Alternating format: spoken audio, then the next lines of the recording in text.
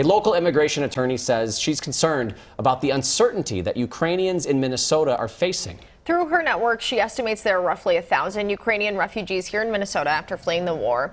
But what comes next for those people is still a bit of a question mark. And attorney Nadia Roife, who has worked with many Ukrainian refugees in Minnesota, says we need to start talking about it. Nadia, what can you tell us about your clients? How are they doing? A lot of hope and optimism in the beginning. People applied for relief. People applied for all sorts of refugee-like programs that are available in Minnesota, and people applied for temporary protected status. And what we have found is those that did qualify clearly for the program that came to the U.S. before that deadline in April got their benefits recently, got their work permits, and are now recognized until October of 2023 to be lawfully here. But the ones that even entered a day or two after received voluminous rejections and requests for evidence to show that they in fact crossed the border timely, which is very unusual for a humanitarian program. So they are very uncomfortable. And so the hope and optimism that we've seen spike has died. And that has died because people are calling, asking, well, we're here, Nadia. Minnesota has been wonderful to us. People have welcomed us with open arms, but the U.S. government told us that we can only be here until April, this upcoming April. What do we do next? Nadia says there are no clear answers and deadlines are looming. Ukrainian refugees who arrived in the U.S. before April 11th are eligible for temporary protected status.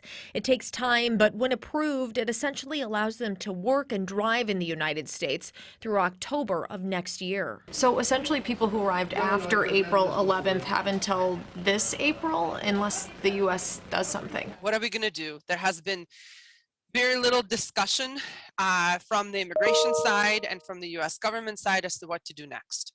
Are we going to legalize these refugees? Are we going to create a process? If so, how? No one's answering that question, and it's becoming very alarming. We have less than 6 months when our first deadline of April is going to start to arrive, and people are concerned. What do we do? Do we just pack up and leave? Are we going to get deported? And they cannot continue their life and cannot continue to contribute to, obviously, the Minnesota communities, and they're eager. They would like to stay here. They would like to, build roots and contribute to our community. And I'm sure it's tough to be in limbo. I know you're doing great work in this space. The community has shown that they're stepping up too.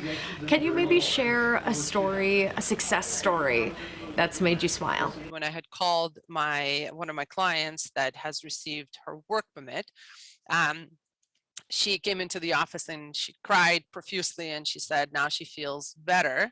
She feels more at ease. She feels like she belongs. Her mother is a long-term resident of the United States. People have been talking about how they started to feel better since they arrived in Minnesota. They find a lot of peace in our community. There is not a lot of hustle and bustle in our community. The community is very welcoming, very warm, very accepting. They have found stable and steady employment. They feel like they have finally slept. They have rested. Those basic needs have really given them some hope and some peace.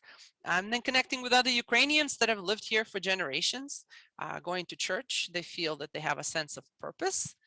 And if we can resolve this immigration issue, I think everybody will be at a better place. So in the meantime, how can you help? Local social media groups, Ukrainian churches, and nonprofits are a good place to start. Nadia told me, like winter supplies, clothes, things like that are a need right now. And then you can still help sponsor a Ukrainian family. MDH also has easy ways to connect and help. So we put a resource sheet on our website, WCCO.com.